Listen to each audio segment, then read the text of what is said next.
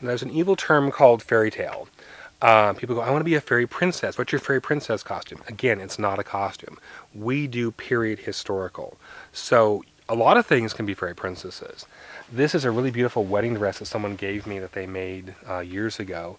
And it's very pretty and full. It has a big train on it. That could be a fairy princess if you wanted this. You could certainly do something down this way. If you wanted to do like a bustle dress, maybe. This could sort of be fairy princessy in the pink kind of here. Kind of give you that kind of idea. This is also another very, that could be sort of fairy princessy if you wanted that to be, white cream if you think that's what a fairy princess looks like.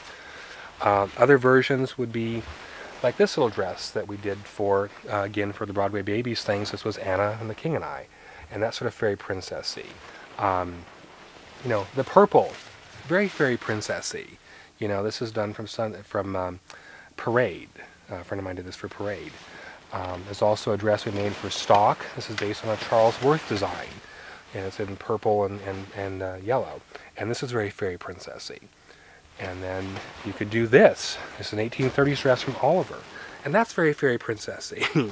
It's very bright and pretty. But then you also have a gold one. This is gold silk with embroidery. And that's very fairy princess.